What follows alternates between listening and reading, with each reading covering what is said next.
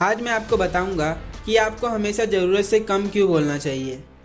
आप में से बहुत लोग इसलिए बहुत ज़्यादा बोलते हैं क्योंकि उन्हें लगता है कि वह लोगों को अपने वर्ड से अट्रैक्ट कर सकते हैं अपनी ओर।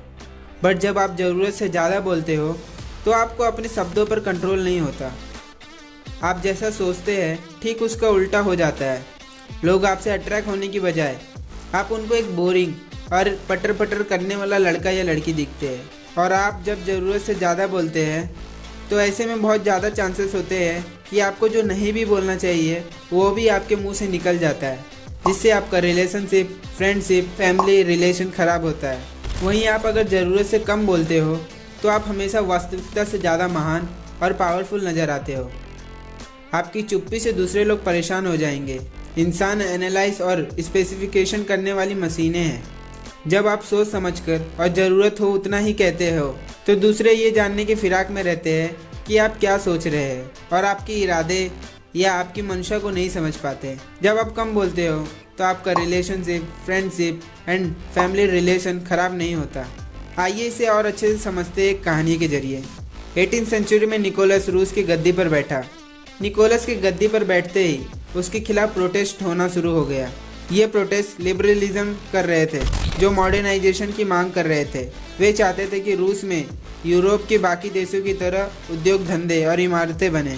दिसंबर के विद्रोह के नाम से मशहूर इस विद्रोह के नेता को निकोलस ने मृत्युदंड सुनाया। उसका नाम कोनरेड्डी था। अगले दिन उसे फांसी दी जाने के तख्ते पर खड़ा किया गया और उसके गले में रस्सी बांध दी गई। फिर नीचे से तख्ता हटा दिया गया, लेकिन कोनरेड्डी जैसे ही रस्सी पर झूला, रस्सी टूट गई और वो जमीन पर गिर गया। उस वक्त इस तरह की घटनाएं ईश्वर का इंसाफ मानी जाती थी और जो व्यक्ति मृत्युदंड से इस तरह बचता था उसे आमतौर पर माफ़ कर दिया जाता था। जब कोनरेड्डी अपने पैरों पर खड़ा हुआ तो उसे चोट तो लगी थी, लेकिन उसे यकीन था कि उसकी जान बच गई है। इसलिए वो भीड़ से चिल्लाकर बोला, तुम लोगों ने देखा, रूस वाले कोई भी काम ठीक तरह से नहीं कर सकते। उन्हें तो एक रस्सी भी बनाना नहीं आता अच्छे से। ये मैसेज अर्जेंट ही निकोलस के पास पहुंचाया गया कि मृत्युदंड नहीं दिया जा सका। इस खबर से चिंतित होने के बावजूद निकोलस कोनरेड्डी के माफ़ीनामे पर साइन करने लगे, लेकिन तभी उन्होंने संदेशवाहक से पूछा, क्या इस इंसिडेंट के बाद कोनरेड्डी ने कुछ कहा था? संदेशवाहक ने जवाब दिया, उसने कहा था कि रूस वालों को तो एक रस्सी भी बनाने नहीं आती।